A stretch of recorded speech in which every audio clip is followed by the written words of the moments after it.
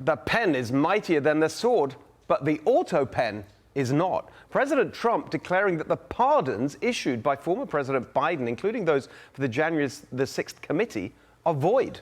The president posting on Truth Social, quote, the pardons, and that's in quotations, that Sleepy Joe Biden gave to the unselect committee of political thugs and many others are hereby declared void, vacant, and of no further force or effect because of the fact that they were done by auto pen. In other words, Joe Biden did not sign them, but more importantly, he did not know anything about them, exclamation point. And White House Press Secretary Caroline Leavitt echoed the president's sentiments. The president was raising the point that did the president even know about these pardons? Was his legal signature used without his consent or knowledge? And that's not just the president or me raising those questions. According to the New York Post, there are Biden officials from the previous White House who raised those questions and wondered if the president was even consulted about his legally binding signature being signed onto documents. Dagan, I watched that briefing. My favourite part was when Caitlin Collins from CNN says, well, have you got any evidence for this?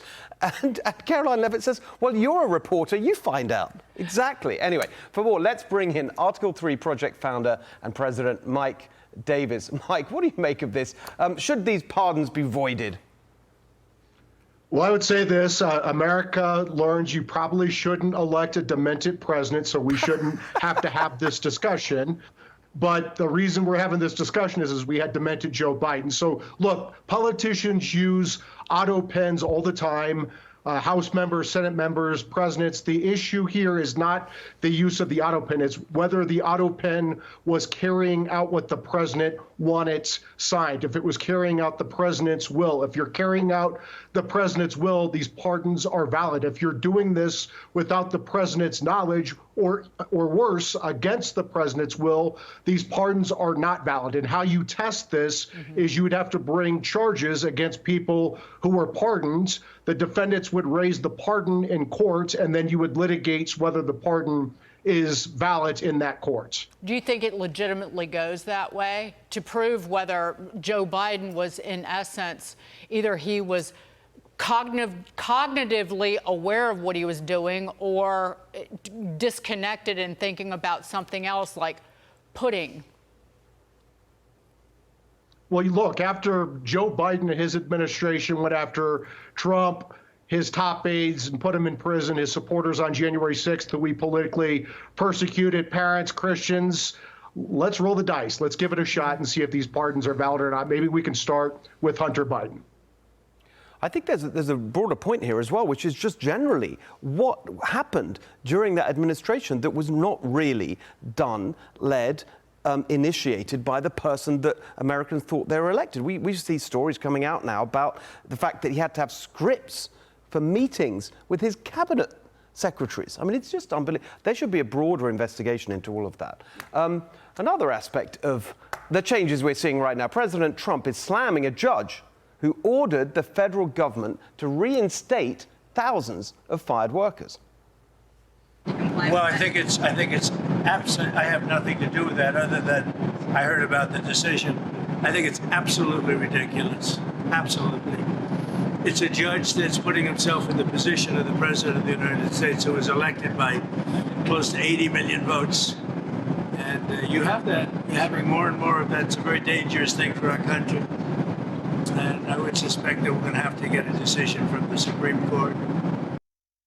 Mike, you're a very serious constitutionalist. What do you make of this argument now, where you have these judges asserting their authority, the executive branch saying, no, sorry, this is our responsibility? Where do you come down on this?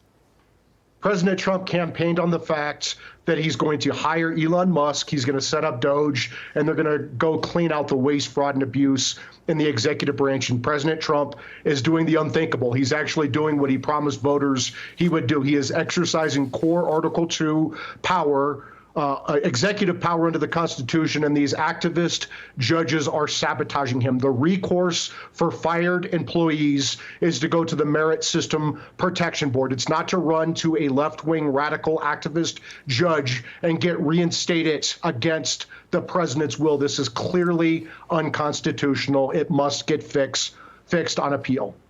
And before we go, the judge's ruling related to the removal of gang members, Trinidad Aragua gang members, out of the country. Carrie Urban was talking about this. This is, in essence, an interference by one judge, by the judiciary, in the execution of national security, immigration, and foreign policy by the executive branch. Never granted the power. I mean, that is a very dangerous step. Final word, Mike. That is why I am calling for the impeachment of D.C. Obama Judge Jeb Boasberg. He is sabotaging the President of the United States. He held a hearing during the middle of a national security operation, putting American lives in danger, along with the lives of our allies. He's demanding sensitive information about the operation that he's not entitled to. The House needs to impeach this judge. Mike Davis, thank you, sir. Thank you.